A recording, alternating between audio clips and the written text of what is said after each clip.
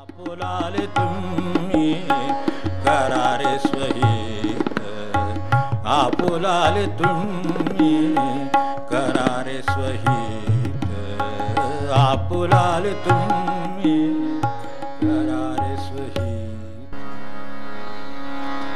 जानकी जीवनस्मरण जय जय राम।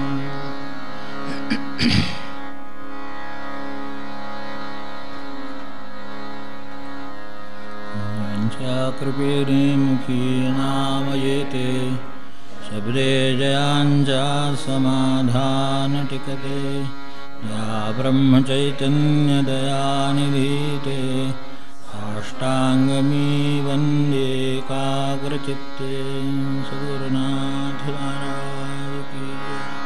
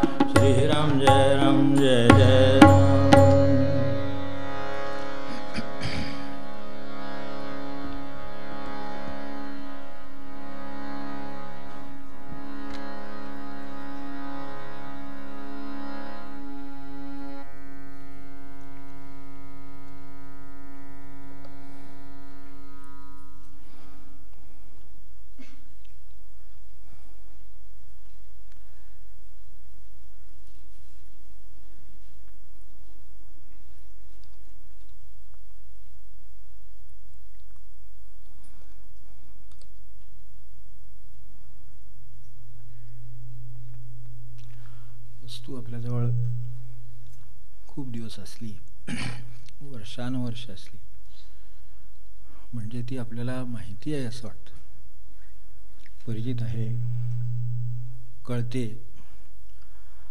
समजते असं वाटतं. कारण त्याला कारण आहे की आपण खूप वर्ष हे पाहतो, खूप वर्ष पाहतो म्हणून ते कळतंच असं काही नाही. झाडं आपण खूप वर्ष पाहतो, पण आत काय कोणत्या क्रिया चालतात याचं जर विचारलं तर आपल्याला सांगता येईल का? किंवा त्यात जे चाललेलं आहे त्यामधून मी काहीतरी शिकून घ्यावं असं जर म्हटलं तर शिकून काय घ्यायचं हा प्रश्न पडेल की नाही. आपल्या दारात झाड आहे, नुसतं आपण लहानपणापासून बघतो, काय 40 वर्ष झाली, पण ह्या झाडातून मला काय मिळण्यासारखं आहे, या झाडात भगवंताचं नेमकं कोणतं स्वरूप वास करतं, ते नक्की काय कार्य करतं, मला त्याच्यातून घेता येण्यासारखं काही आहे का? ही 40 काय 50 वर्ष झाली तरी समजेलच असं सांगता येत नाही. हे ज्याच्या निमित्ताने आपल्याला समोर आलेला आहे तो अभंग समोर ठेवतो. हा अभंग खूप वर्ष निदान आत्ताची आवृत्ती आहे, त्याच्या आधीची आहे, त्याच्या आधीची हाती आहे, छोटी आहे, सगळ्या प्रकारच्या आवृत्त्यात हा अभंग आहे. त्यातलं काय नवीन लक्षात आलं ते आपल्यासमोर, ते माझ्यापुरतं नवीन आहे पण तरीसुद्धा ते ठेवतोच. पण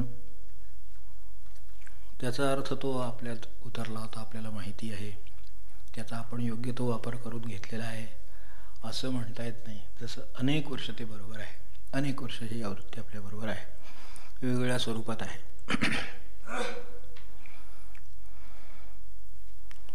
आपुला आले तुम्ही करारे सोहित.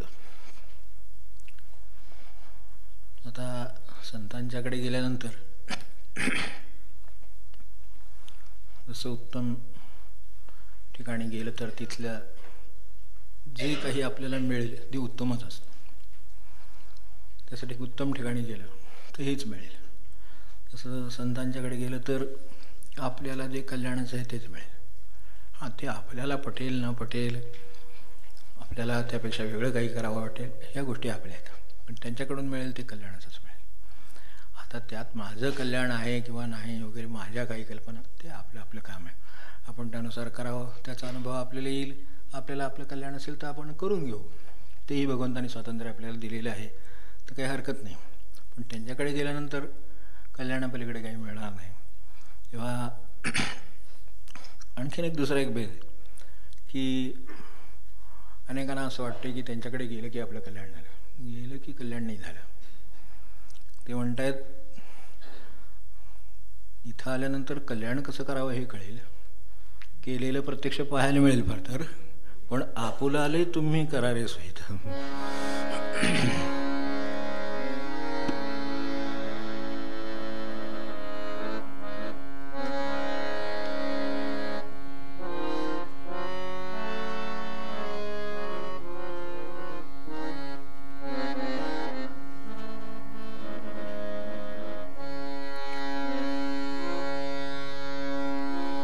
आपुलाले तुम्ही करारे स्वहित.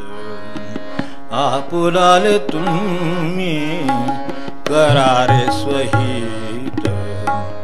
वाचे स्मरा नित्य राम राम राम राम राम राम. आपुलाले तुम्ही करारे स्वहित. आपुलाले तुम्ही करारे स्वहित. आपुलाले तुम्ही करारे स्वहित. 200 अन्नाच्या परिमळेने त्याचे इंडेक्स आहे, त्यामुळं म्हणून म्हटलं जवळ असलंच तर उपयोगी पडेल. हाती आहे, नक्की आहे, माहिती आहे, सगळं खरं, आणि हे कळलं नाही की याचं इंडेक्स आपल्या हिताच्या संदर्भात आपुलाले तुम्ही करारे हे यानं करायला पाहिजे. अन्नाच्या परिमळे जरी जाय बघू याने करू शकणे, ते खास वारकरी पंथातले जे अभंग आहेत त्याच्यामध्ये काही अभंगांची परंपरा आहे अशी, काय अशीच असली पाहिजे असं नाही. गायकी परंपरा आहे तिथे जे काही पहिल्या त्यातली काय चरण असेल ते तिथून सुरू होतं आणि तिकडे दुसऱ्या चरणावर सुरू होतं किंवा तो त्यातला प्रधान असतो. हा परंपरातला भेद आहे, पण काही त्यात काही फार विचार करायचं कारण नाही. पण लक्षात मात्र त्यामुळे येतं की आपुलाले तुम्ही करारे हे सोयीत काय अन्नाच्या परिमळे पहिलीच ओळ आहे आणि अन्नाचं तर आपलं नातं म्हणजे अथूट. त्यामुळं ते आमची वर्षानुवर्ष तसंच चाललं. काय करायचं, अन्नाच्या परिमळे म्हणल्यावर लगेच घालून मोकळे झाले ते तिथं सापडतं इंडेक्स. पण हे इकडे आपुलाले तुम्ही मध्ये सापडत नाही. तेव्हा असं तर काही फरक आहे. तर तो थोडासा तो उदाहरणामुळे पण आहे. आपुलाले तुम्ही करारे सोयीत. तेव्हा कसं करावं हे सांगितलं, कसं प्रत्यक्ष होतं हे दाखवून दिलं. पण तुम्ही करा असं म्हणलं. तुमच्यासाठी मी जेवून माझ्यासाठी तुम्ही जेवून उपयोग नाही. भूक तुम्हाला लागली तुम्ही जेवा, मला भूक लागली मला जेवायला पाहिजे. हे जितकं आहे, व्याधी मला झाली मला औषध घ्यायला पाहिजे, हे जितकं आहे. तर तुम्हाला व्याधी आहे तर तुम्ही औषध घ्या म्हणलं तर त्यांचं काय चुकलं. आपल्याला असं वाटतं आता त्यांच्याकडे दिलं आहे सगळं, आता ते सगळं बघतील, त्यांनी का बघावं. ते त्यांचं म्हणणं आहे ते तुम्ही निदान स्वहिताचं आहे ते तरी तुम्हीच करा. बाकीचं काय सांगायला लागतच नाही माणसाला, करतोच मनुष्य. भूक लागली तो काय गुरूंच्याकडे येत नाही, तो लगेच तिथे जवळ कुठे रेस्टॉरंट कुठे ते बघणार, ते असं राहिलं नसेल तर घरी करेल, पण हे करणार. पण हिताचं काम आहे, विशेषतः स्वहिताचं काम आहे. हिताच्या गोष्टी सगळीकडे जगात आहेत, स्वहिताचा प्रश्न आहे. त्यामुळे खरं आत्महित ते करणाऱ्याला स्वतःलाच काम करावं लागेल. म्हणजे या अर्थाने जिथे ज्ञानेश्वर महाराज आहेत, जिथे तुकोबा आहेत, जिथे महाराज आहेत, तिथे कृष्णमूर्ती आहेत. कृष्णमूर्ती हेच म्हणतात, तुम्हाला तुमचा मार्ग तुम्हालाच चालावा लागेल, मी उचलून नाही नेऊन ठेवणार. मी तुम्हाला मार्ग दाखवीन, अडचणी सांगेन, परिहार करेन, सगळं करेन, सांभाळीन, चालत असाल तर शेवटपर्यंत सोबतसुद्धा करेन. जिथे जातो तिथे तू माझा संगाती, तू आहे संगाती म्हणून मी आहे, बरोबर आहे, बरोबर राहीन, सोबत करीन. पण चालण्याचं काम आमचं ते कठीण वाटतं आपल्याला काही वेळेला, की ह्याने जर जबाबदारी घेतली आहे, हे आपणच म्हणले, ह्याने जर जबाबदारी घेतली आहे तर मग सगळं त्यांनी नाही करावं. स्वहिताचं जे काम आहे, आणि त्यात त्यांनी काही असं नाही सांगितलं स्वहिताचं काम आहे म्हणून काय रोज आपल्याला शीर्षासन करायला सांगितलं, काय आहे नाही, प्रवज्य सोडा म्हणले, काय आहे नाही. यातलं काय असतं तर एक वेळ ठीक आहे, त्यांनी काहीतरी अवघड सांगितलं, त्यांनी काही अवघड सांगितलेलं. असं असतं तर ठीक आहे, त्यांची मदत पाहिजे, अमुक पाहिजे, तमुक पाहिजे, ह्यात त्यांची मदत कशाला पाहिजे. स्मरा नित्य राम राम राम राम राम आपुलाले तुम्ही करारे स्वहित.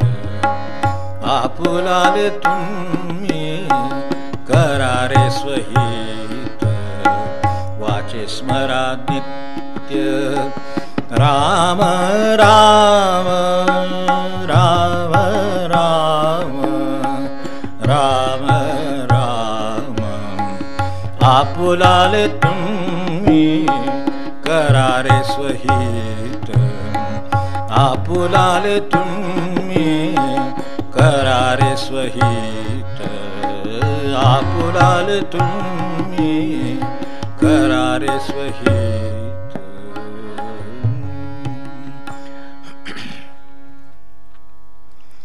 त्यांनी म्हटलं हे अर्थ काही सांगायचं कारणच नाही. वाचे स्मरा नित्य राम. शंका आहे फक्त ती तिथेच आहे की जरी हे कळलं, आता एक तर कळलं, जवळ नुसतं असून काय उपयोग नाही, हे अनेक वर्ष जवळ होतं, यातच आहे म्हणून शोधायचं म्हटलं तरी सापडत नाही, हे आपल्या लक्षात येतं. कारण ते आपण बारकाईनं वाचलं कदाचित आठवतं कुठंतरी हे आहे.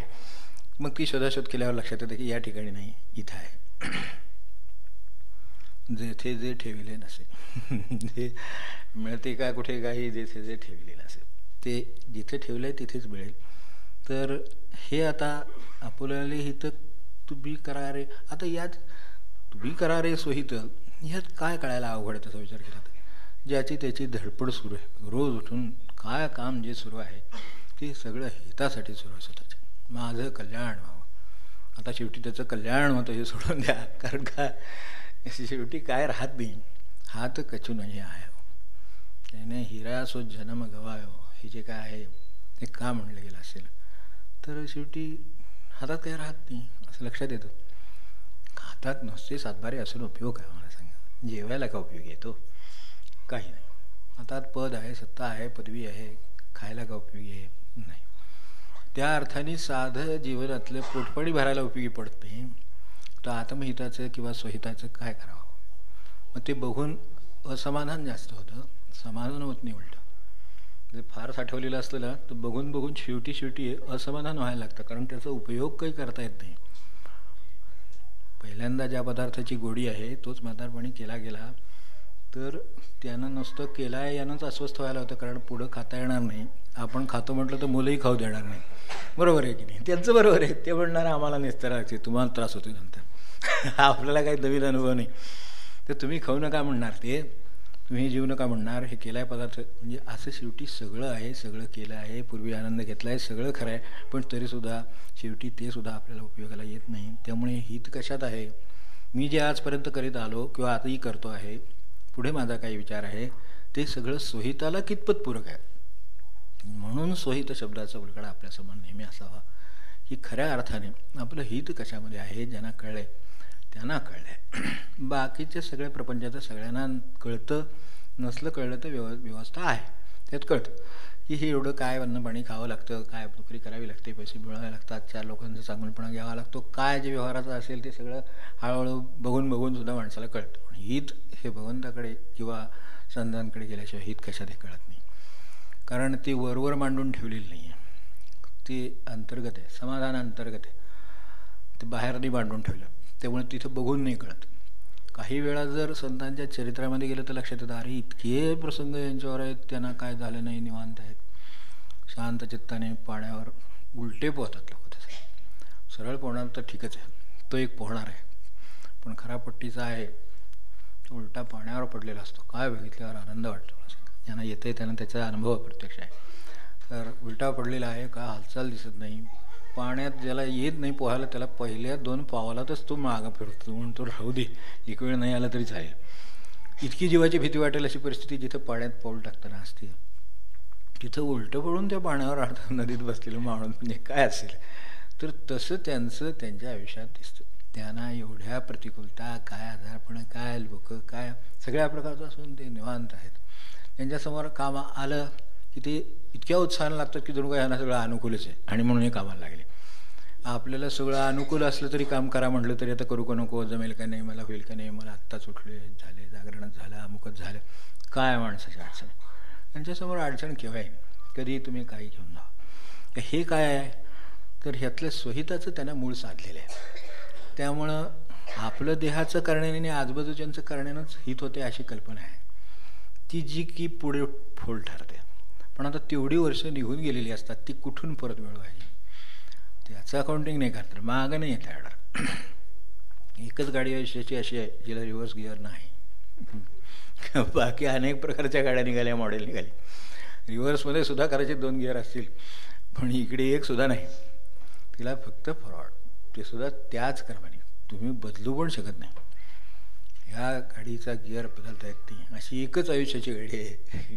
तुम्ही म्हटला सेकंडमध्ये जातो, थर्डमध्ये जाऊन फोर्थमध्ये काय, तुम्ही पळवून एकदम 20चे 30चे होऊ शकत नाही. दुसऱ्या दिवशी 30 वर्षे 1 दिवसच फक्त.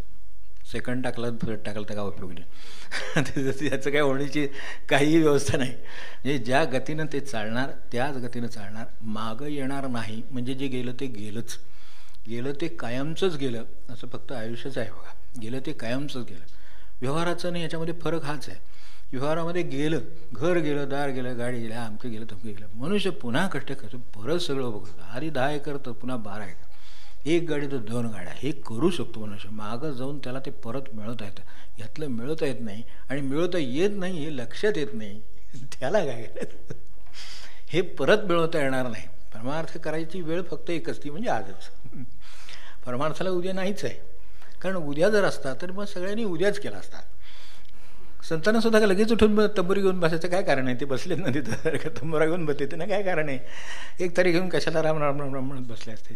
त्यांना माहिती ह्याला उद्या नाही आहे, कारण उद्या आपणही की नाही माहिती नाही देहान नसलो तर ह्यातलं देहानसुद्धा जे करता येण्यासारखं आहे ते करता येणार नाही. म्हणून त्यांची वाचवण्याकडे कल आहे, सावध राहण्याकडे कल आहे आणि आजच्या आज करण्याकडे कल आहे. एक वेळ प्रपंचातली गोष्ट आहे, आज नाही मिळाली, उद्या दुकानाला सुट्टी नसेल तर उद्या दुकानात जाऊन मिळतील, शक्यता आहे. आपण कोणाला तरी आणायला सांगू शकता, पण माझं समाधान तेवढं बाजारात येताना त्या घेऊन नाही मिळणार. तुम्ही कुठलीही वस्तू सांगा, महागडी सांगा, कसली सांगा, तो कुठूनही घेऊन येईल, पण ह्यातलं काय घेऊन येईल? यातलं त्याच्या हातात समाधान आणण्यासारखं दुसरीकडून काही नाही. हातून असेल तर आहे, मिळवलं असेल तर आहे, नाही मिळवलं असेल तर नाही. आणि मिळवायचा काळ गेला. हा आणि वर्षी काय परत मिळवायचा काळ गेला. किती काळ होता? 40 झाली, 50 झाली, काय काय असेल तो 25 झाली, त्याला काय मुदत नाही. त्या अर्थाने ती केव्हाही आणि केव्हाही गरजेची वस्तू असलेली का कोणती असेल ते फक्त समाधानच आहे, बाकी काही नाही. केव्हाही गरजेचीच आहे माणसाला. स्वहित ही केव्हाही गरजेचीच असलेली गोष्ट आहे. एखाद्या बाकीच्या गोष्टीत आपण बघतो हा पदार्थ नसला तर चालतो, तो नसला तर चालतो, माणूस नसला तर चालतो, काय घर नसलं दुसरं मिळतं, सगळं होतं, पण हे नसलं तर चालत नाही. समाधान नसलं तर घराचे ढीग लावले, जमिनीचे ढीग लावले, तुम्ही याचे पैशाचे ढीग लावले तरी त्याचा काय उपयोग होत नाही. ही एकच गोष्ट आहे ज्याला जी स्वहित, ज्याच्याने समाधान होतं, ते जे स्वहिताचं काम आहे ते त्याला तडजोड नाही. पण ह्याला तडजोड नाही हे कोण सांगत नाही लवकर, आणि सांगितलं तर कोणाला पटत नाही. त्यामुळे ज्यांना पटलेलं आहे ते आपली वाटलं करतात, ते मिळवतात आणि निवांत राहतात. जेव्हा का त्याला गरज लागेल तेव्हा बघू. तेव्हा आणि यात सुद्धा त्यांची तयारी आहे. आपलेले तुम्ही करा रे सोयीत. सांगितलेलं काम सोपं आहे, ते आपल्यालाच करायला पाहिजे. कृष्णमूर्ती म्हणले तुमचा मार्ग तुम्हालाच चालावा लागेल म्हणल्यावर आपल्याला धडका बसला. आपल्याला असं वाटतं एकदम की हे पुढं आपल्याला भेटणार नाही, हे म्हणतात हे स्वतः करायला पाहिजे, ही काहीच करणार नाही, ते काहीच करणार नाही, तसं कधीच होणार नाही. संत आहेत आणि ते काहीच केलं नाही असं कधीच होणार नाही. ते कल्याणाच्या त्यांच्या नुसत्या भावनेसुद्धा काम येईल इतकं ते काम करीत असतात. नुसते ते असणं हे सुद्धा जगावर उपकार असतात. कुठल्याही काळामध्ये कुठेही पहा, ते नुसते तिथे आहेत एवढ्यातच कल्याण आहे. आता ह्याच्या व्यतिरिक्त वाटचाल करायची काय, त्यांनी करावी का? ते बसल्या जागी वाटचाल काय ते सांगतायत, मार्ग सांगतायत, जा कसं सांगतायत, इतकं सगळं करतायत. आणि तसंही त्यांचं म्हणणं स्वहिताचं काम तुम्ही करा, हे म्हणजे किती साम्य आहे की आपण ह्यात भेद समजतो. कृष्णमूर्ती एक टोक समजतो आणि महाराज किंवा हे सगळा गुरुपंथ किंवा काय पारंपरिक परमार्थ हा एक टोक समजतो. अजिबात टोक नाही आहे. आपल्याला वाटत असेल तसं नाही आहे. त्यांना म्हणायचं आहे तेच आहे आणि ते स्वहिताचंच आहे.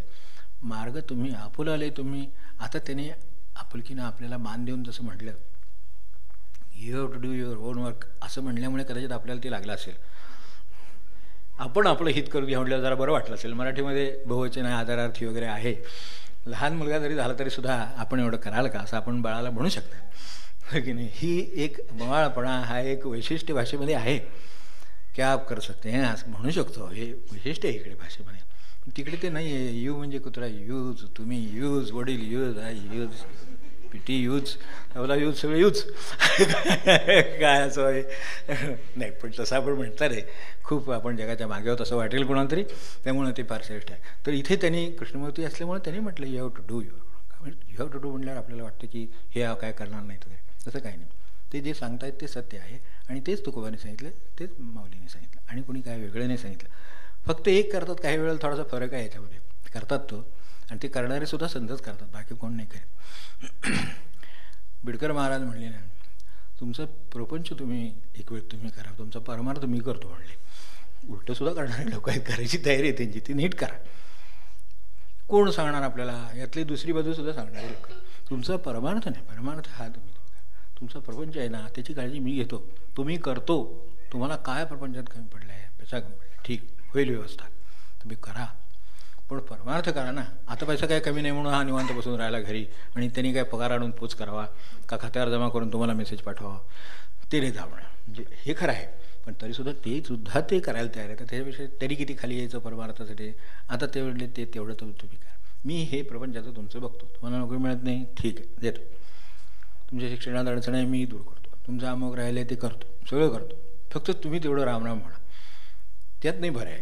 परमार्थ तुमचा तुम्ही करायचा आहे तो करायलाच पाहिजे. तर तुम्ही तो जर करत असला तर ती जबाबदारी त्यांच्यावर आहे. आता हे म्युच्युअल ॲग्रीमेंट आहे, असं कसं तुम्ही जर रामराम म्हणणार नाही आणि प्रपंच काय तेच करणार आहे, त्यामुळे दोन्ही कामं संपलीच आपल्या. असं करणारा भेटला की ते बाहेर काढल्याच्यावर राहते. बघितलं आहे आपण हे जे बिडकर महाराज बाहेर काढायचे, सर हे तुमचं इथं काय काम नाही असं सांगायचं. ठीक आहे, मी नित्य रामराम म्हणत राहील, सांगितलेलं त्याप्रमाणे मी वागेन, ठीक, मग तुला काय कमी पडणार नाही याची काळजी माझी. अशी तयारी आहे. हे पण आहेत लोक, पण हे संत मंडळींचं काम. आपुला आले तुम्ही करारे सोहित वाचे स्मरा नित्य राम राम. बाकी त्यांचं काय म्हणणं नाही. काम करत असा नसा, तुमच्यासमोर काही असू दे, प्रसंग असू दे नसू दे, फक्त वाचे स्मरा नित्य राम राम. जय मात्र असं सुटणूक दिलेली नाही आहे. स्वयंपाक करता करता सुद्धा रामराम म्हणता येतच, हो की नाही. आता म्हणता येतं की नाही, जरा टेस्ट केलं पाहिजे, तेवढी तयारी लागते. त्याला थोडा हातून तयार लागतो म्हणून भांडायचं, पण राम सोडायचं नाही. आणि तो सोडायचं नाही म्हणजे काय म्हणा असं. आता एक जर मनुष्य समजा भांडणाला म्हटलं तर तो भांडणातलेच 4 शब्द बोलणार ना. दुसरी डिक्शनरी कशी वापरू शकेल तो? ते नाही वापरता येत त्यावेळेला. त्याची डिक्शनरी एकाने असं म्हणलं होतं की भाषा उत्तम केव्हा येते, तर ज्यावेळेला त्या भाषेत भांडायला येतं तेव्हा ते असं म्हणले. मी अनुभव घेतला नाही, पण ते भांडायला आलं की ती भाषा उत्तम यायला लागली असं समजायचं. ते काहीतरी इंग्रजीवरनं हिंदीवरनं चाललं होतं, तर तेव्हा ते म्हणले ती केव्हा उत्तम आली, तर त्या भाषेत भांडायला आलेली ती उत्तम आली. म्हणजे अर्थात अशी भाषा शिकू नये अशासाठी, आणि तेवढं आपल्याला भाषा आली याचा अडीक समजवायचं, तसं नाही. पण त्यांच्या म्हणण्यातला मध्ये तर असं मला कळला की तुम्ही खोलात गेलेले आहात आता. तर त्या अर्थाने हे जे आहे हे कामाचं नित्य रामराम. आता नित्य रामराम आहे तर तिथे म्हणायचं आहे, प्रश्न आहे ते नित्य रामराम म्हणायचं आहे. तर आता हे बी का बोलायचं तर आहे, पण सोडून द्या, बोलायचं आहे. बोलायचं आहे, काय राखवायचं आहे, काय प्रेमाचं आहे, काय समजुतीचं आहे, काय असेल ते असेल. पण ह्या क्षणी आता नित्य रामराम त्याचं काय करावं, की रामराम म्हणायचं आहे. तर नित्य रामराम तो म्हणलेत, आपण तो म्हणतो म्हणले, आता कबूल केले. तिकडे कबूल म्हणजे फक्त वर्षातून एक, आपल्या दिवसाला 1 माळ असं वर्ष, बरोबर. दिवसातून 1 माळ तरी करीत जा, अजिबात सोडित नाही. दिवसातून 1च माळ, एक म्हणजे एकच अशी एक समजूत झाली. त्यामुळं तर तसं खरं म्हणजे काही नाही आहे. त्यांनी 1 माळ म्हणजे 1 माळ तरी असं म्हणले, त्याऐवजी 1 माळच असं समज करून घेतला आपण. मराठी आपलं चांगलं, त्यामुळे 1 माळ तरी म्हणण्याच्याऐवजी जो म्हणलं आहे ह्या आमचं कर्तृत्वाचा भाग आहे. तसं नाही, त्यांना पाहिजे आहे निदान 1 तरी.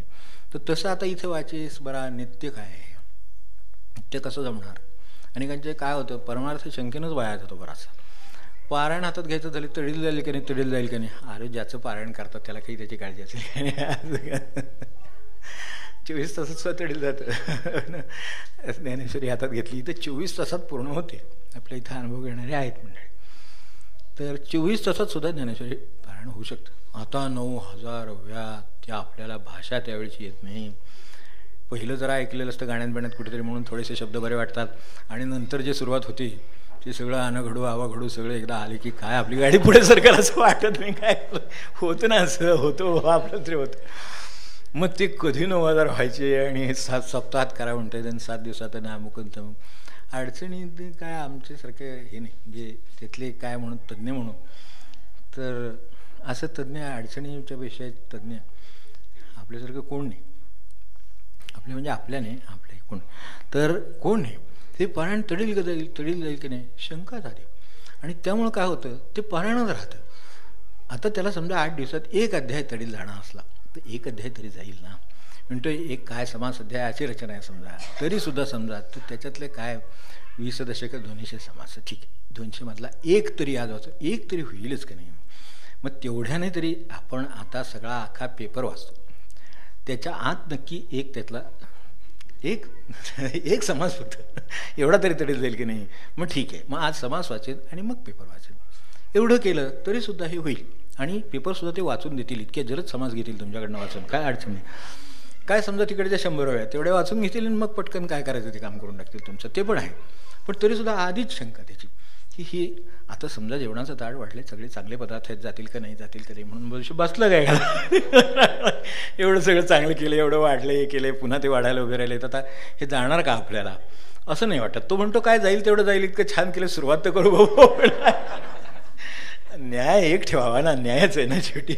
जो न्याय याला लागू करता, मग महाराज काय वेगळं म्हणाले का, जो न्याय प्रपंचाला तो न्याय परमार्थाला लागू करा म्हणली. फक्त होईल का नाही म्हणण्यापेक्षा आत्ता जेवढं होईल तेवढं करू, मग त्याच्यानंतर आत्ता होईल तेवढं जेव बघ, पुन्हा घेऊ का नाही नंतर ठरवताच की नाही आपण.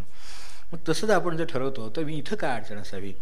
नित्य म्हटलं आहे तर नित्य म्हटलं की अडचण आहे लगेच. नित्य म्हणजे सारखा तर रामराम म्हणत राहिलो तर प्रपंच तर काय होणार आहे. बाकीची माणसं म्हणतील हे कुठं गेले आणि काय शिकून आले कुणा ठोक. लक्ष ठेवलं पाहिजे, परावृत्त केलं पाहिजे, त्या दिवशी फिरायला घेऊन गेलं पाहिजे बाहेर, काहीतरी करावं लागेल असं माणसाला घरातून वाटायला लागेल असं आपल्याला वाटतं.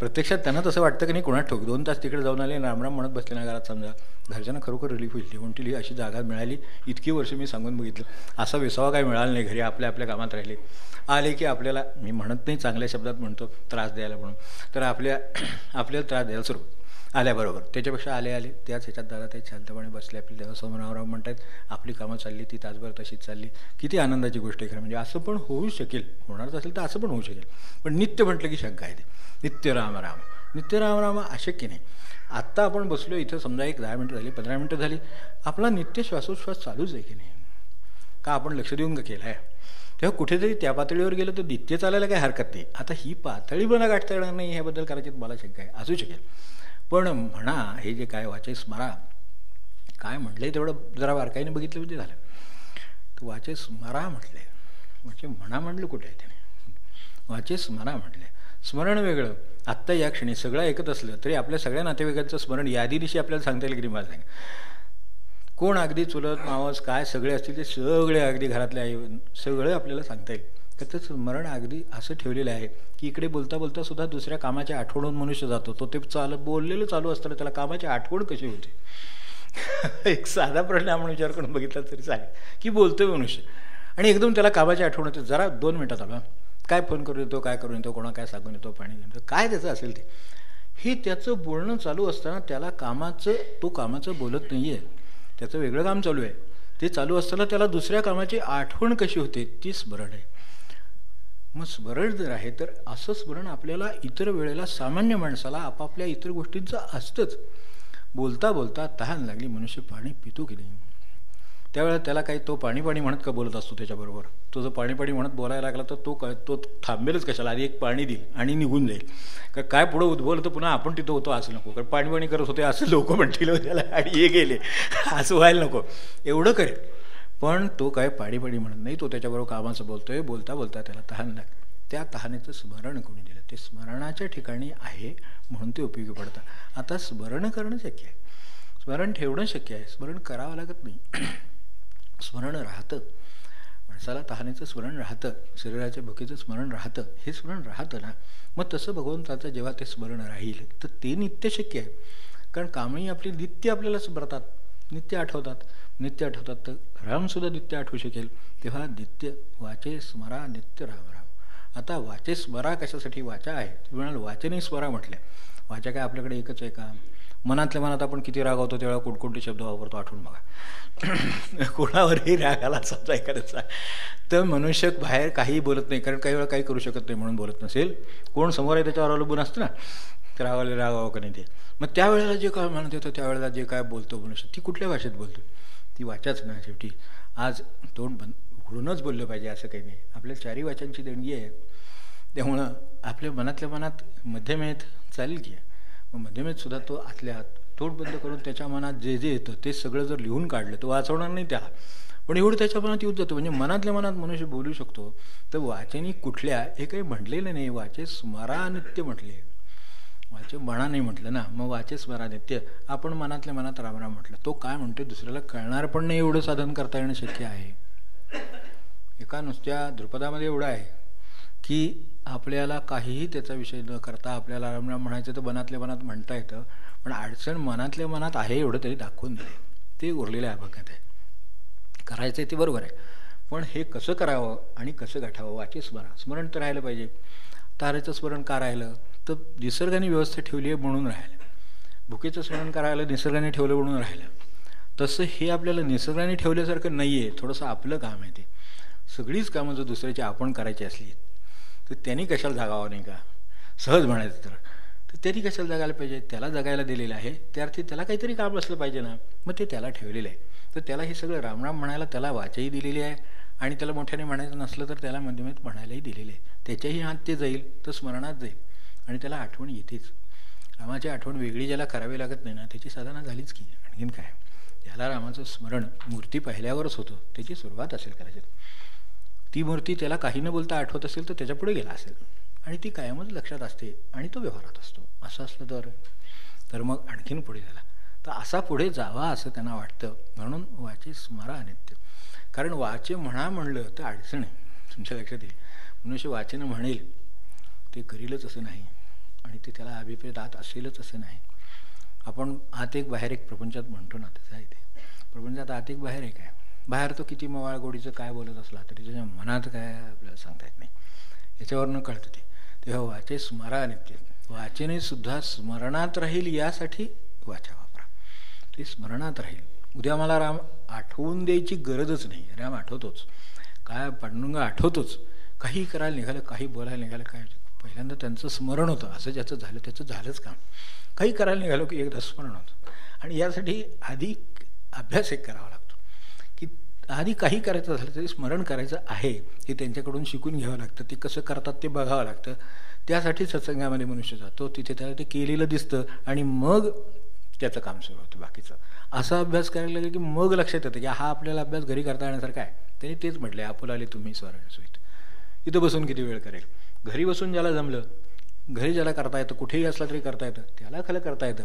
ते त्याला साधलं आता, त्यामुळे तो तिथेही करू शकतो. पण ते तिथे करायला त्याला इथे बघावं लागतं, म्हणजे आणखीन कुठेतरी बघावं लागतं. ते बघितलं की लक्षात येतं हे शक्य आहे. घरातून बाहेर पडताना नामस्मरण. काही कामाला बाहेर पडलो तर रामराम म्हणलं बाहेर पडला, काय बिघडलं त्याचं. पण ते बरोबर त्याला त्या ठिकाणी उद्या पुन्हा घरातून बाहेर पडताना, संध्याकाळी बाहेर पडताना आठवतं की महाराज म्हणलं बाहेर पडला, काय स्वामी म्हणलं बाहेर पडला, चालेल. पण त्याला स्वामी आठवले, महाराज आठवले, काहीतरी आठवलं. ते आठवलं की मग बाहेर पडायचं. आता एकदा ते आठवलेले असले की उजळा दिल्यासारखं आहे. उजळलेली मूर्ती प्रकाश जास्त देते ना. खूप पुढं चढली, जर बघितलं नाही, उजळली नाही. आपण उजळणं म्हणजे हे करतोच, काय रांगोळी आणि घासून व्यवस्थित उजळा देतो. तर ते उजळा दिला की चकाकायला लागतं. तसं स्मरण चकाकायला लागतं. मग ते चकाकायला हे मार्ग आहेत की बाहेर पडताना राम म्हणून.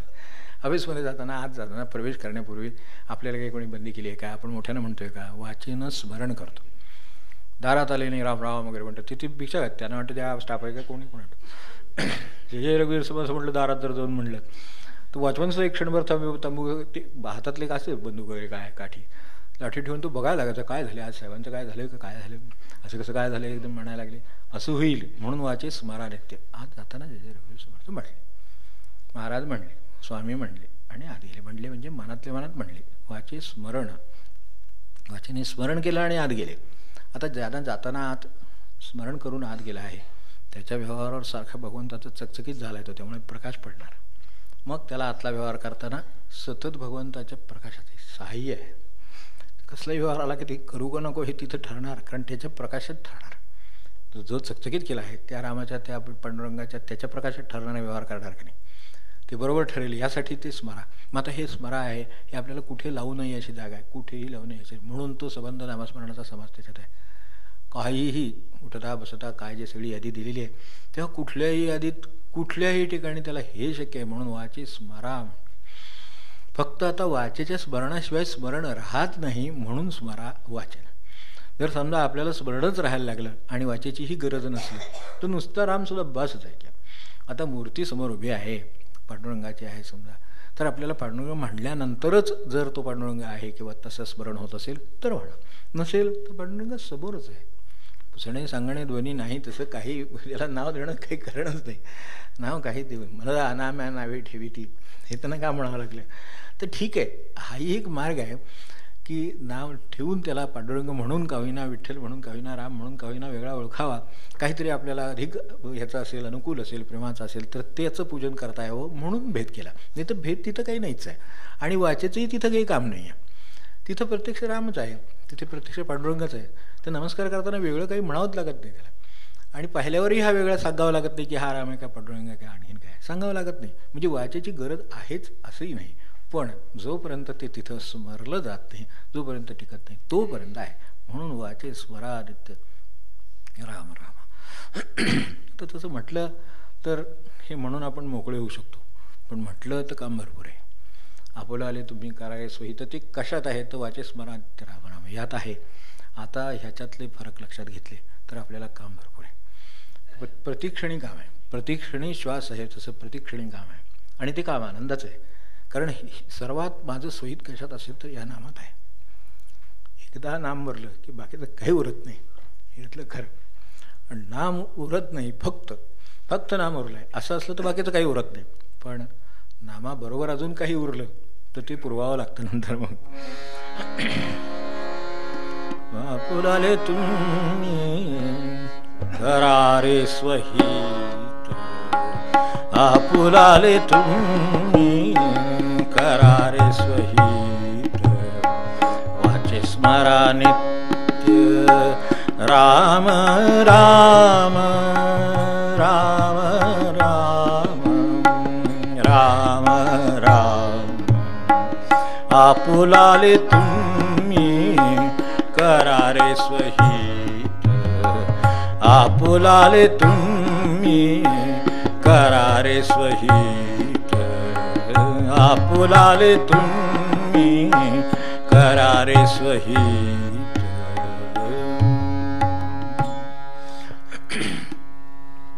एवढं तर आपल्यासमोर आहे, सगळा अभंग आहे, पण म्हणत जाऊ तसं म्हटलात तरी चालेल.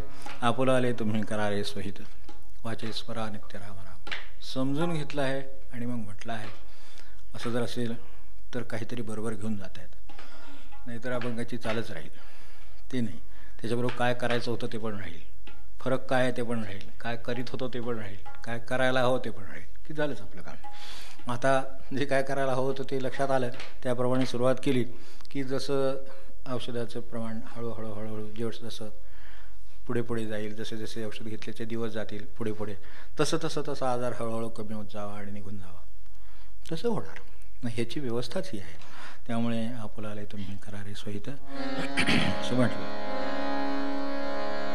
वाचे स्मरा नित्य राम राम राम राम राम राम आपुलाले तुम्ही करारे स्वहित आपुलाले तुम्ही करारे स्वहित वाचे स्मरा नित्य राम राम राम राम राम राम आपुलाले तुम्ही करारे स्वहित आपुलाले तुम्ही करारे स्वहित अन्नाच्या परिमळे जरी जाय भूक अन्नाच्या परिमळे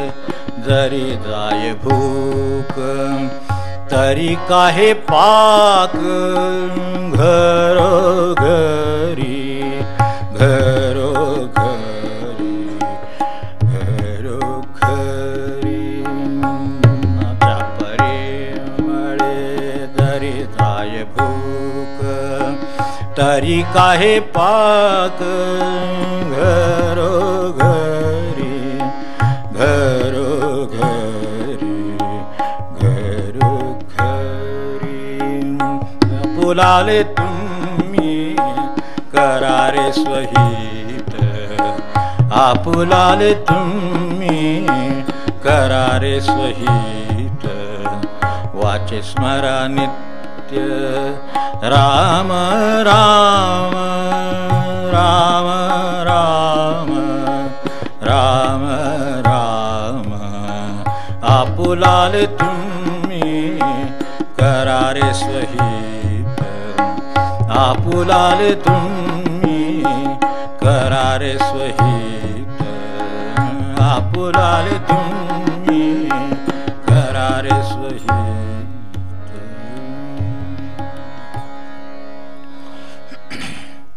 उदाहरणासाठी पुढे म्हणले की हे सगळं करायचं आहे, काय करायचं आहे ते कळलं आहे, हे सगळं खरं आहे, पण फरक आहे. एक दोन उदाहरणात तो फरक सांगितला. एक, अन्नाच्या परिमळे जरी जाय भूक. नुसतंच चांगलं ऐकून जर काम होत असतं तर नुसतं चांगलंच ऐकत राहिलं असतो, ते पण आपल्या हातात नाही. कारण नुसतंच चांगलं ऐकवणार कोण आपल्याला? व्यवहारात तर शक्य नाही. व्यवहारात घरात आपल्याला काही सगळं चांगलंच ऐकायला मिळेल, आपण अनुभवानं सुद्धा अपेक्षा बाळगणार नाही, हो की नाही? काहीतरी दुसरं ऐकावं लागणार. मग हे त्या मार्गाने काम होणार नाही. अन्नाचं उदाहरण एवढ्यासाठी दिलं की आपल्याला पटकन कळण्यासारखं. अन्नाच्या परिमळे जरी जाय भूक, काय हरकत नाही.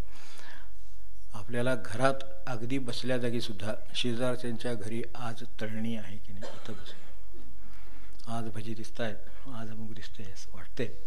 शेजारी आहे, आपल्या इथे नाही, पण तरीसुद्धा त्यानं जरी ते काही पदार्थ आठवला, त्याचा आनंद आठवला, सगळं आठवलं, तरी पोटात काय भूक नाही. पोटात आपल्याला भाकरी आहे तीच खाल्ली पाहिजे.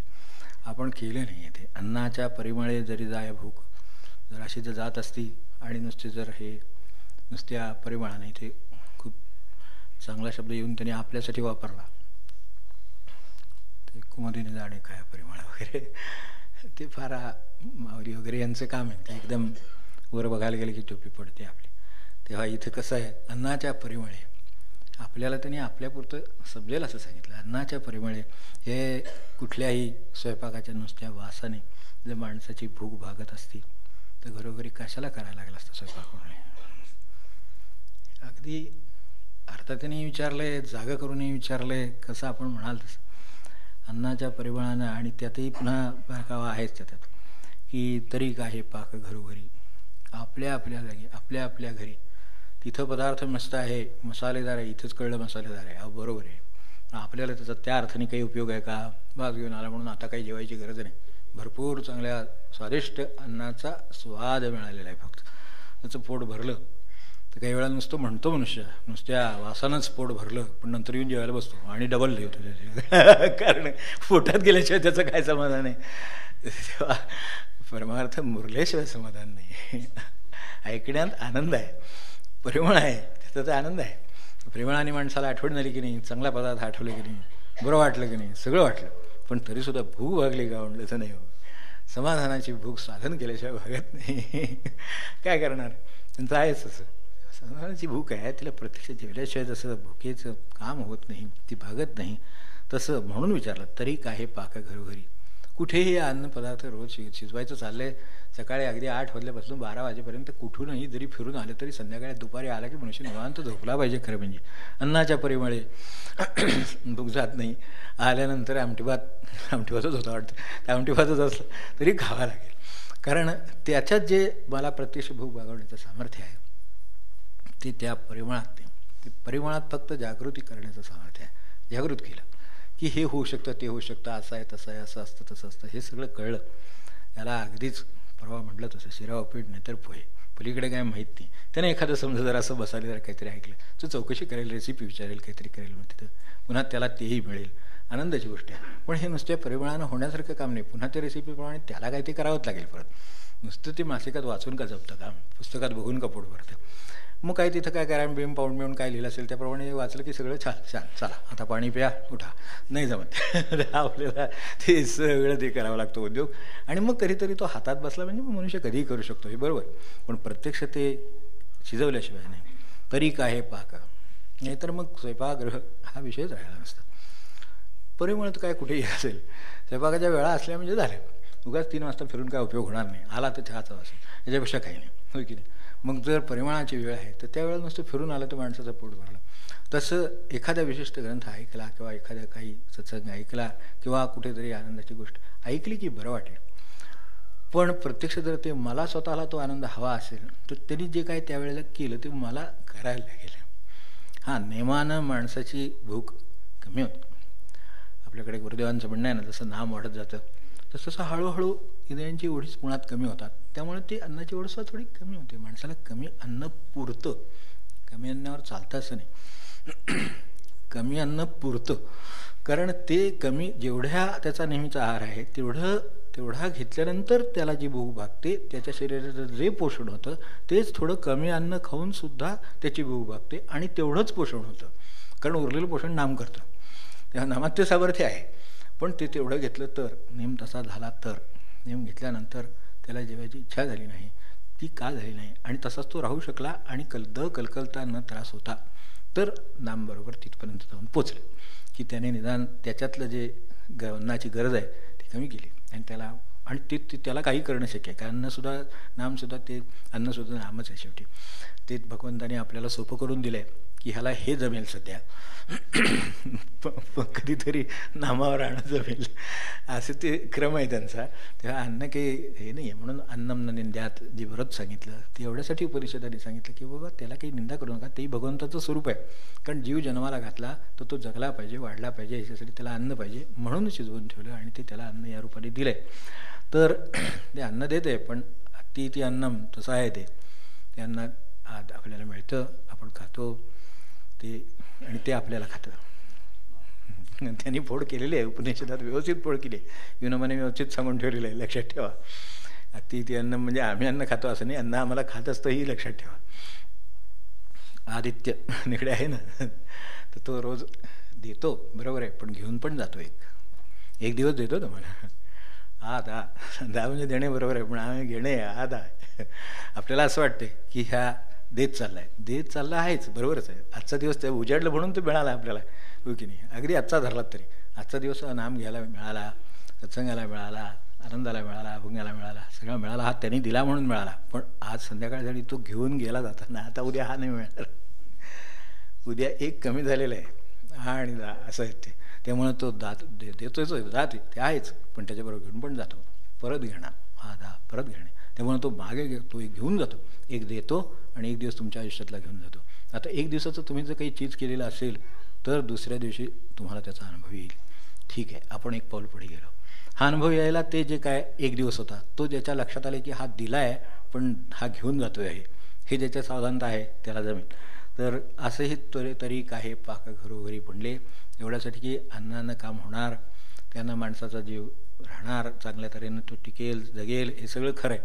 पण तेवढ्यानं काम होणार नाही.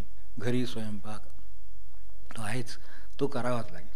तर तो जर केला तर त्या अन्नाने जशी आपली भूक भागते, नुसत्या सुगंधाने वासाने भागत नाही. स्वतःला तुम्ही लापशी करून खावा, नाही तर खीर करून, काय तुम्हाला करायचं ते करा, पण ते केल्याशिवाय आपल्याला पोटाची भूक नाही भागणार. ती जशी पोटाची भूक भागणार नाही, तसंच समाधानाची भूक हे साधन केल्याशिवाय भागणार नाही, नाम घेतल्याशिवाय भागणार नाही. तर त्यासाठी तरी आहे पाक घरोघरी, ते अन्नाचाच प्रश्न आहे. 4 लोकांचं शिजवायचं आहे म्हणून स्वयंपाकगृह आहे, पण समाधान हे स्वतःच आहे म्हणून त्याच्यासाठी फक्त देहाचं ग्रह आहे दिलेलं. त्यात आत इथं नामाचा स्वयंपाक करीत असावं. स्वयंपाकघरात जसं घराच्या बाबतीत केलं, ते 10 लोकांचं करायचं होतं म्हणून मोठं दिलं आणि तिथे ते केलं. तसं इथे वासानं काम होणार नाही, स्वयंपाक करून होणार. तसं इथं नुसतं देह बाळगून होणार नाही, त्यात आत वाचे स्मरा नित्य राम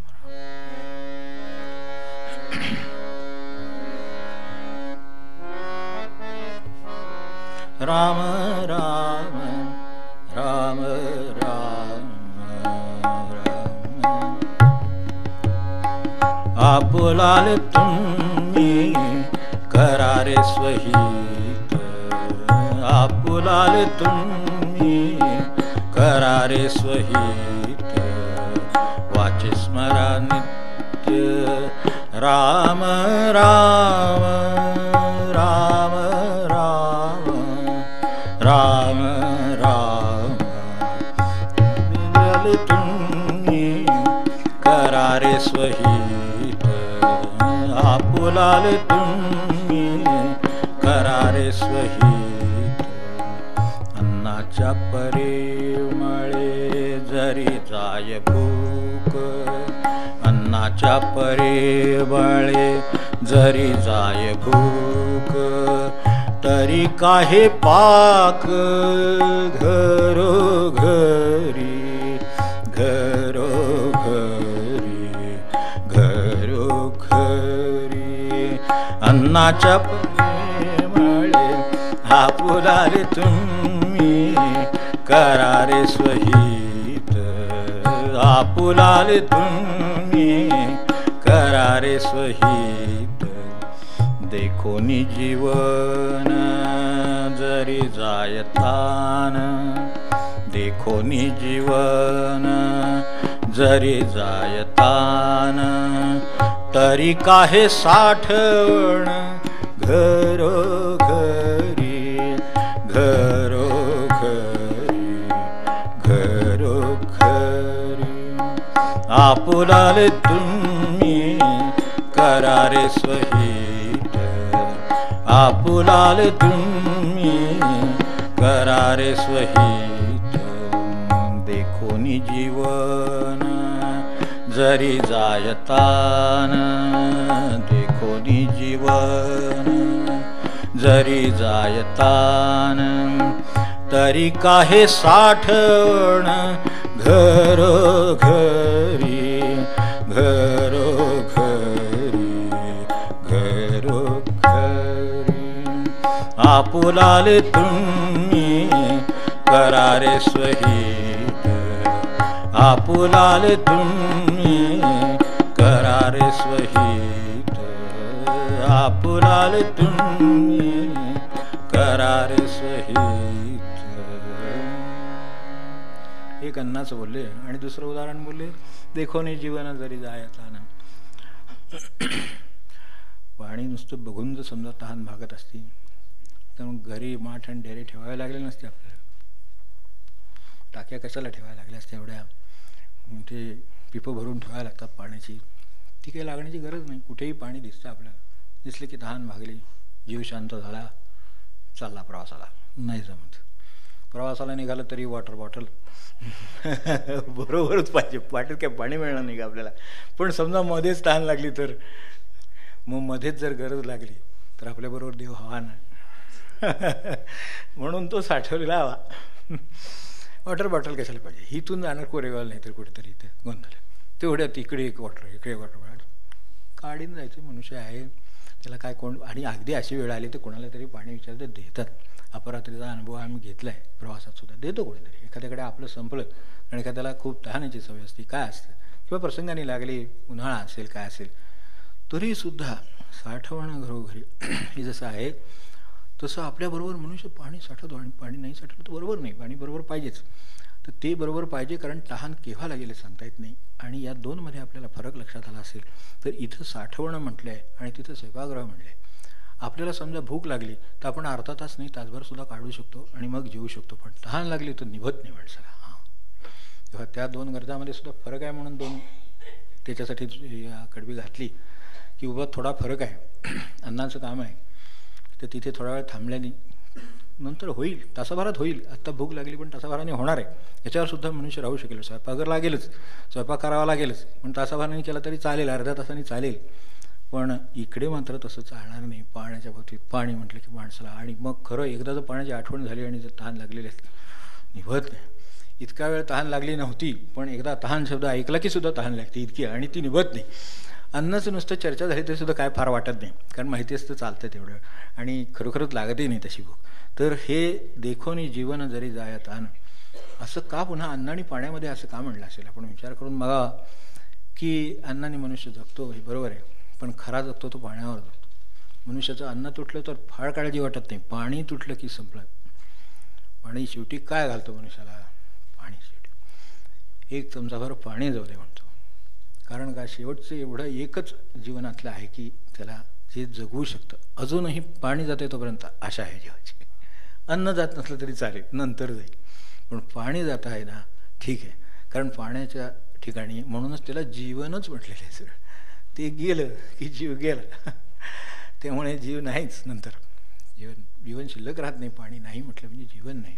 आपण ज्यावेळेला एवढे मोठ्या हे झाले, मध्ये कठीण प्रसंग येऊन गेले निसर्गाचे याचे, त्यावेळेला अन्नाचे प्रश्न होते, पण खरे प्रश्न केव्हा निर्माण झाले, पाणी नाही झाले.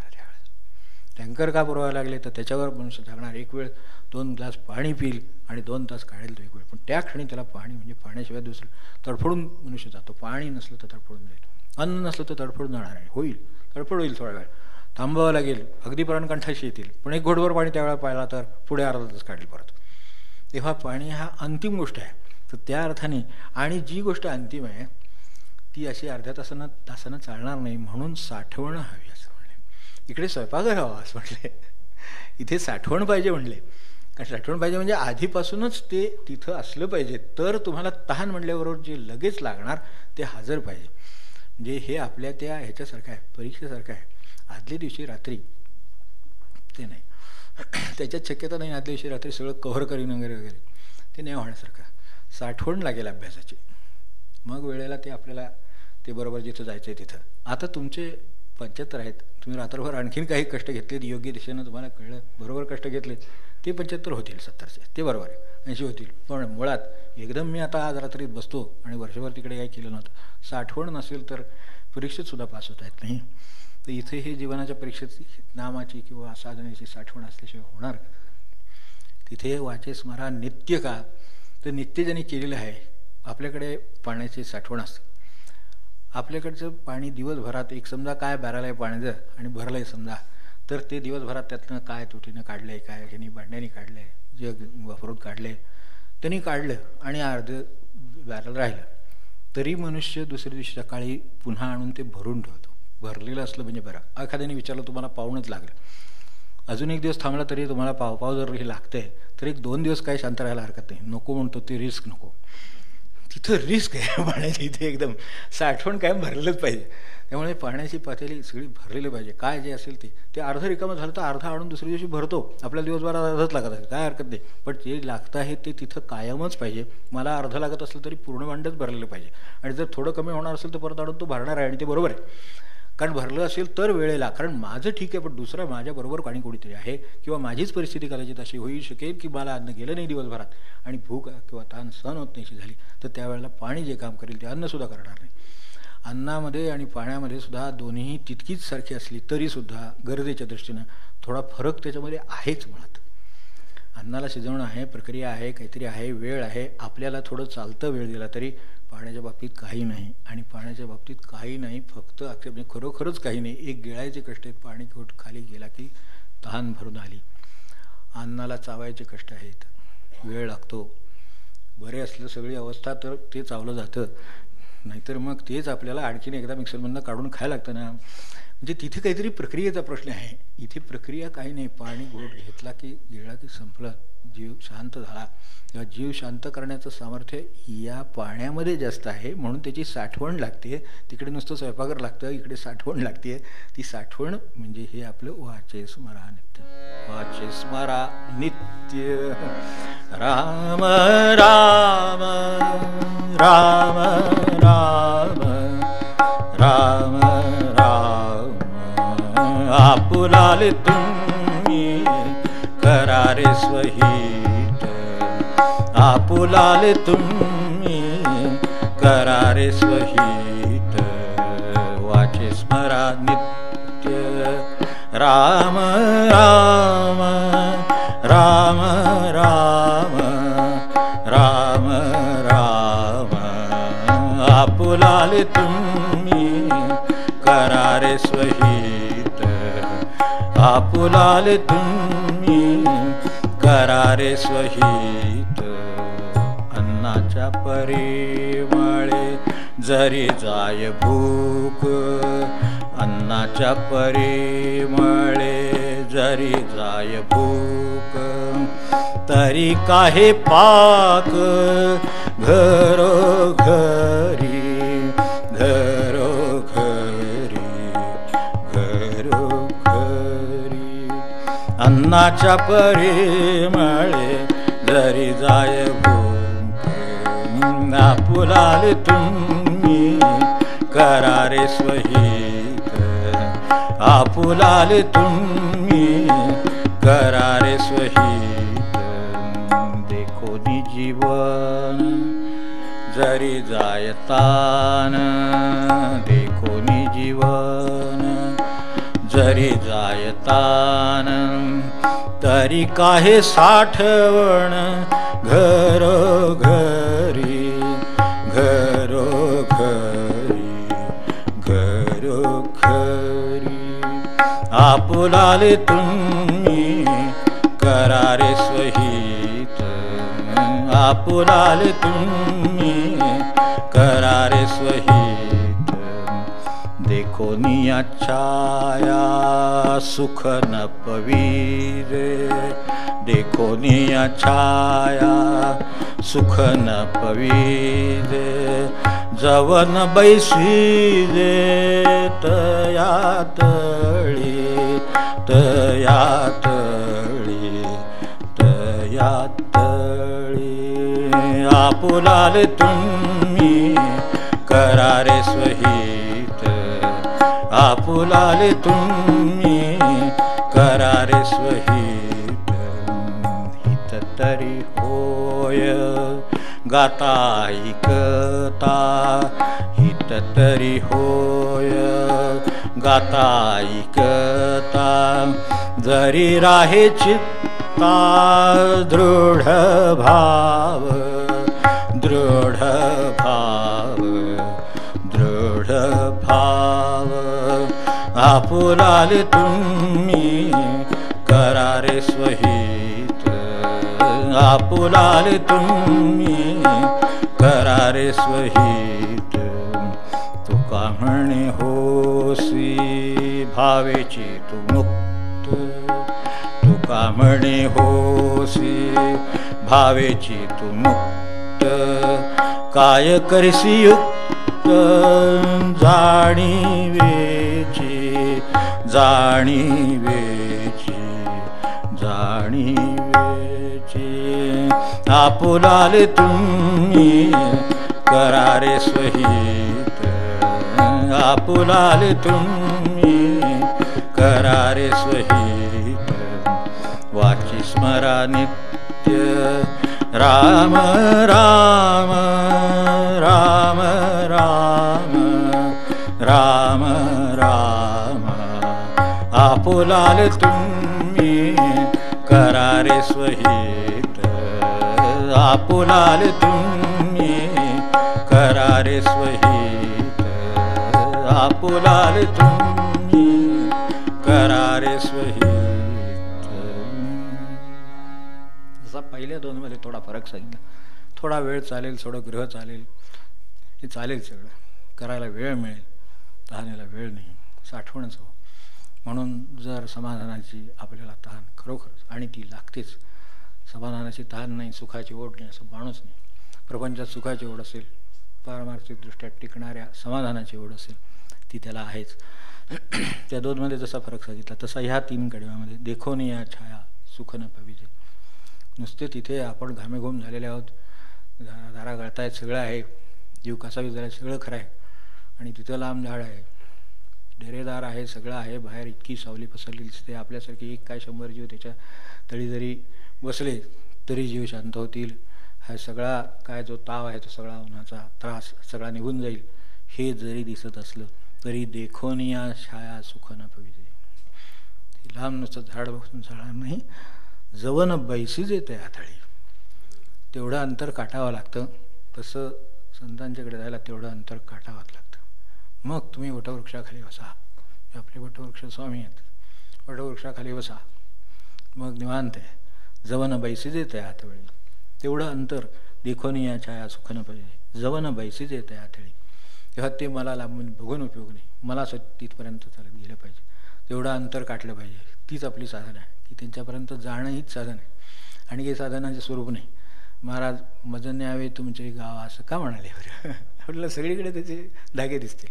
मजन न्यावे तुमचे गाव म्हणजे रामाचं काहीतरी गाव आहे की जिथे अखंड समाधान करतो, याचे आनंद आहे, त्या ठिकाणी मला न्या.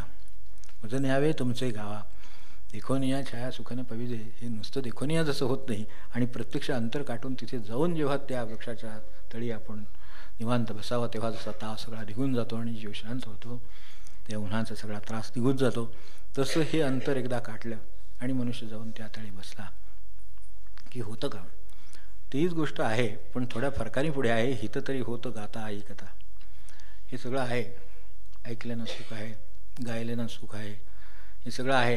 आपल्या कानावर पडतं आहे, त्यांच्या कृपेने हे सगळं आमच्याही कानावर पडतं आहे. त्यांच्या कानावर जे काय पडतं त्याने सुद्धा आनंद होतो आहे, गोष्ट खरी आहे. हित तरी होतं गाता ऐकता, पण जरी राहे चित्ता दृढ भाव. अंतर काटलं, गेला, संतांच्या पायाशी बसला किंवा काय पांडुरंगाच्या पायाशी जाऊन बसला, तर बसून राहिला तर ठीक. उठला आणि बराच दमलो आहे, आता भूक लागली, चला जवळ कुठं आहे काय, ह्याच्या चौकशीला बाहेर पडला की गेला. परत होता तसा तावून कावून जेव्हा येणार तेव्हा पुन्हा तिथं आला तर, नाहीतर नाही. ते सुद्धा हे लक्षात राहिलं आणि तिथं ते होतं, मिळालेलं आहे याची खात्री जर लक्षात राहिली तर. नाहीतर पुन्हा प्रपंचाच्या बाजारात संसारात हिंडत राहील मनुष्य, इथे मिळेल का तिथे मिळेल का. आणि त्यातही पुन्हा गाता ऐकता म्हटलं आहे. आपल्याला दिलेल्या इंद्रियांचा काय वापर करावा हे सुगंध अभंगामध्ये व्यवस्थित येऊन गेलं. आपण बघा की तोंडाचं दिलं, नाकाचं दिलं, अन्नाच्या परिमळे हे जे आहे हे नाक आहे ते बरोबर, ते श्वासाने सांगतं की ह्या पदार्थ उत्तम आहेत, त्या धमका आहे, तरी स्वतःला करावा लागतो. तेव्हा हे जसं स्वतः जेवल्याशिवाय तो अन्नाचा घास आपल्या पोटात गिळल्याशिवाय माणसाला जशी भूक भागत नाही, ही आहेत. पण त्या इंद्रियांनी काम दिलं तर त्या नाकाने जेवण्याचं काम नाही करता येणार. नुसतं फक्त जाणीव करून दिली एवढ्यापुरतं ते उपयोगी आहे. तसं गाता ऐकता हे आहे, हे म्हटलं तेव्हा कदाचित गळ्याला आणि इकड्याने कानाला श्रवणाचं आणि इकडे बोलण्याने किंवा गाण्याने गाण्याचा आनंद झाला असेल, पण टिकेल केव्हा? जरी राहे चित्ता दृढ भाव. त्यातून जे मला खरं साधायचं आहे ते भाव साधायचं आहे, तेव्हा ते नाही, ते नाही कवणा हाती सगळं कळाची कोई ती, तसं आहे. तर भाव नाही, भाव आतूनच यायला पाहिजे. ते हे सगळं झाल्यानंतर चित्तात जर भाव निर्माण झाला, आणि हे करायलाच पाहिजे, नाही असंच आहे आणि हे मी करीन, हा जेव्हा भाव निर्माण होईल, आणि तो सुद्धा कुठलाही शब्द त्यांचा इकडे तिकडे असत नाही, दृढ भाव. आज भाव आहे, उद्याची खात्री नाही, तसं नाही, आज आहे उद्याही आहे आणि टिकणारच आहे. तर दृढ भाव, जरी राहे चित्तात दृढ भाव, तरच हित तरी होय. बरोबर आहे, आधीच सांगितले तुमचं कल्याण होईल. गाता ऐकता ही खरं आहे, पण जरी राहे चित्तात दृढ भाव असं आहे. कारण भावाने काम होतं ते खरं भावाने होतं. हे का तसं म्हटलं आहे त्याचं उत्तर पुढे आहे. का म्हणे होसे भावेशीच मुक्त. मुक्त होतो तो भावाने होतो, ज्ञानानं होत नाही. ते पुढे म्हटले काय करीसी युक्त जाणीवेची. कळलं म्हणून काय झालं, ते नुसता वास आला म्हणून काय झालं, तसं आहे. ते नुसती छाया दिसली म्हणून काय झालं, त्याचा उपयोग नाही. मी बसेन त्यावेळेला. तसं गाता ऐकता भाव निर्माण झाला तरी जर दृढ असेल तर काम होईल, नाहीतर मला हे कळलंय याचा आणखीन एक काम उद्योग होऊन बसायचा.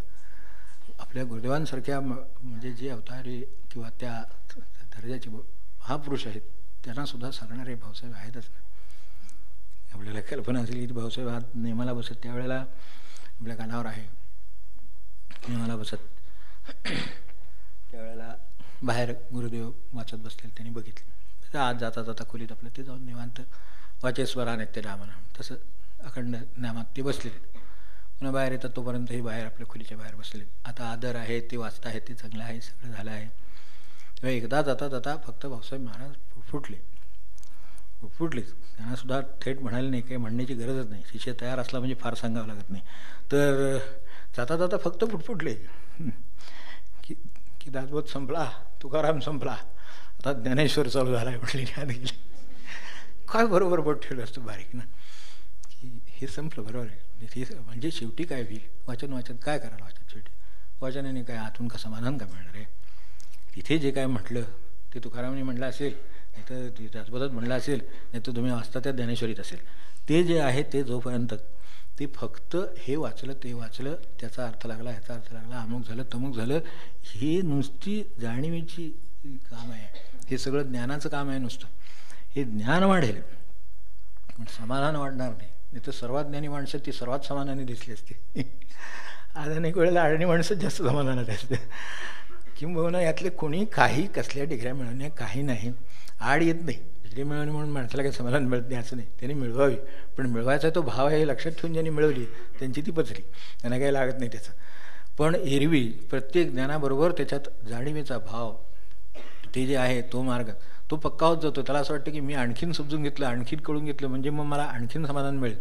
आणखीन कळून घेण्यापेक्षा ते जे शिजवायला पाहिजे, जे साठवण करायला पाहिजे, जे प्रत्यक्ष पाणी पोटात जायला पाहिजे, जे जिकडे जाऊन त्या झाडाखाली बसलं पाहिजे, तसं जे प्रत्यक्ष व्हायला पाहिजे. येथे प्रत्ययाचे कारण प्रत्यय पहावा श्रीराम. शेवटी सगळं दादोबात सारात शेवटी काय आलं की प्रत्यय पहा. तो जर असेल तर भावेची तू मुक्त. काय करेस युक्त जाणीवेची. ज्ञानाला एका क्षणात त्यांनी काय त्याचं स्थान आहे ते दाखवून दिलं. ज्ञानाच्या गोष्टी काय त्यांच्यासमोर आल्या.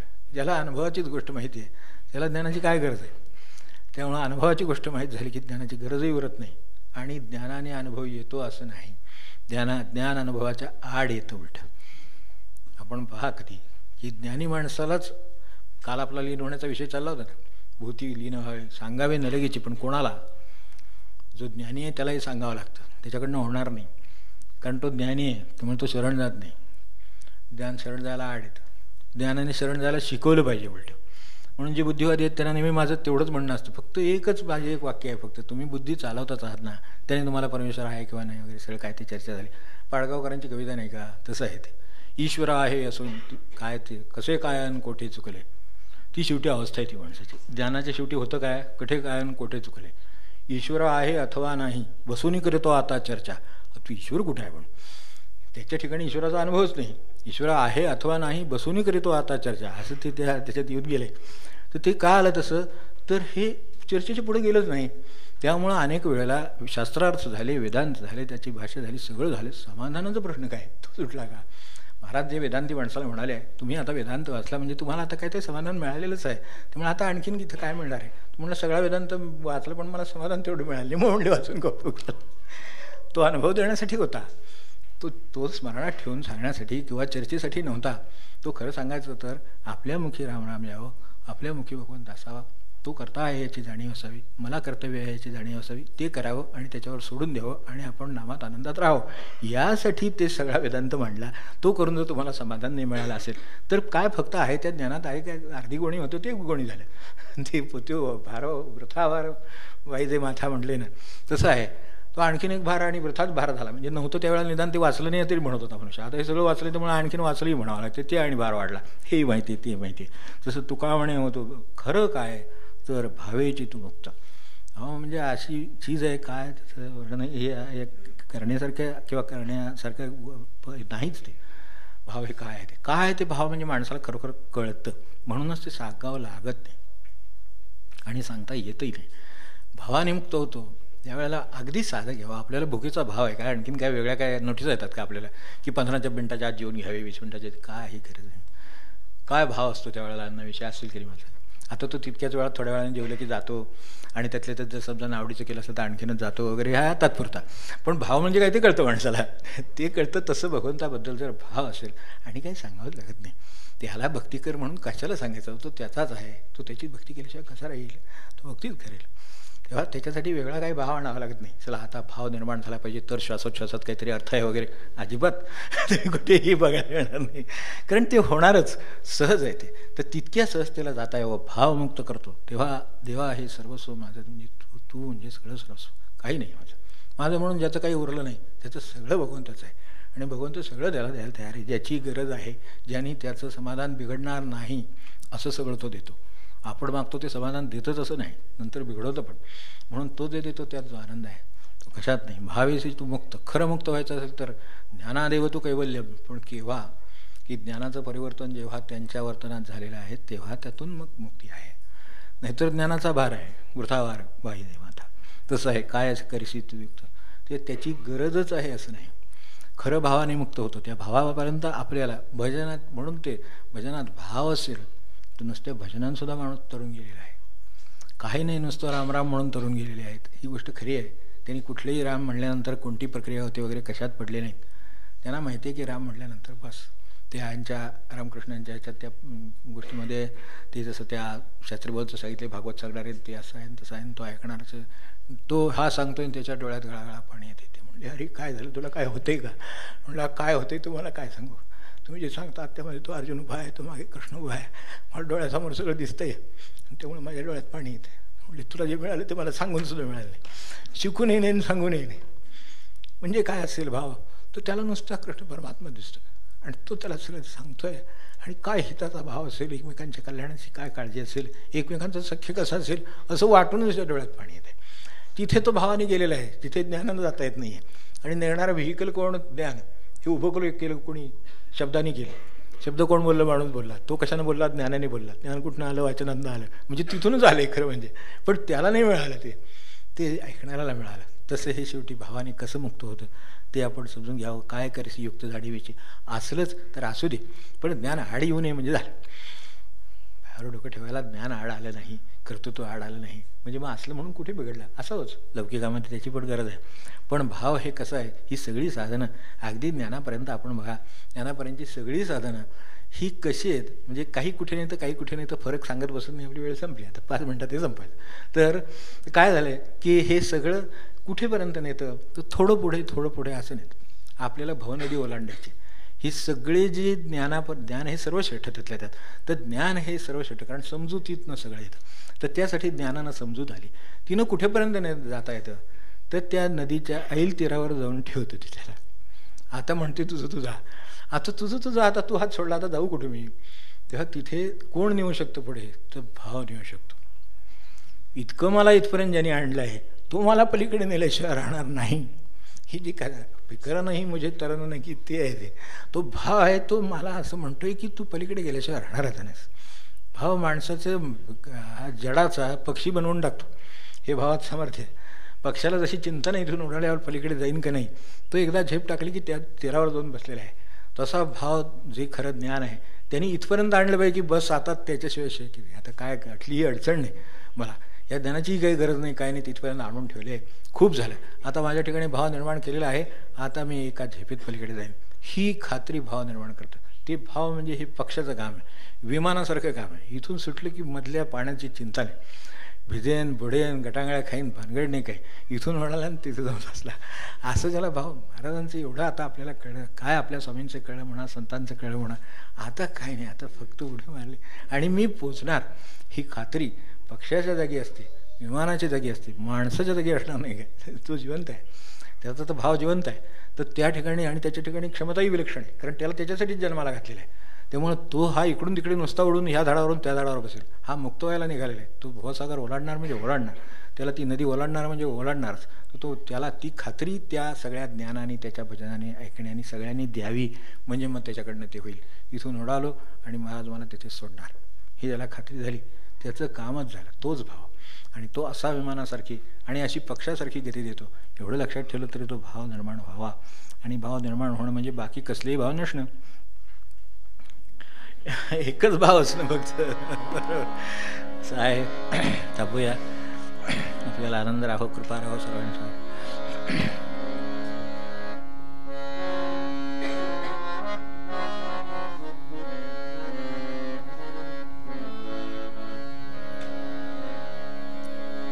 आपुलाले तुम्ही करारे स्वहित, आपुलाले तुम्ही करारे स्वहित, वाचे स्मरा नित्य राम राम राम राम राम राम.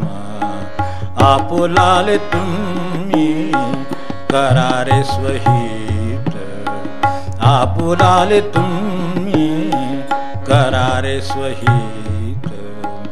अन्नाच्या परिमळे जरी जाय भूक, अन्नाच्या परिमळे जरी जाय भूक, तरी काहे पाक घरोघरी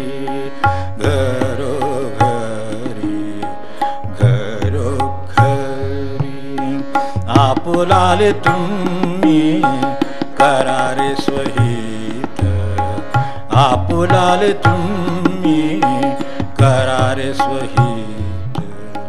देखोनी जीवन जरी जायतान, देखोनी जीवन जरी जायतान, तरी काहे साठवण घरोघरी घरोघरी घरोघरी. आपुलाले तुम्ही करारे स्वहित, आपुलाले तुम्ही करारे स्वहित. देखोनी छाया सुख न पविदे, देखोनी छाया सुख न पविदे, जवन बैसीदे तयातळी तयातळी तयातळी. आपुलाले तुम्ही करारे स्वहित, आपुलाले तुम्ही करारे स्वहित. हित तरी होय गाता ऐकता, हित तरी होय गाता ऐकता, जरी राहे चित्ता दृढ भाव दृढ भाव दृढ भाव. आपुलाले तुम्ही करारे स्वहित, आपुलाले तुम्ही करारे स्वहित. तुका म्हणे होसी भावेची तू मुक्त, तुका म्हणे होसी भावेची तू मुक्त. काय करिसी युक्त जाणीवेची जाणीवेची जाणीवेची आपुलाले तुम्ही करारे स्वहित आपुलाले तुम्ही करारे स्वहित वाचे स्मरा नित्य राम राम राम राम राम राम आपुलाले तुम्ही करारे स्वहित आपुलाले तुम्ही करारे स्वहित आपुलाले तुम्ही करारे स्वहित जानकी जीवन स्मरण जय जय राम।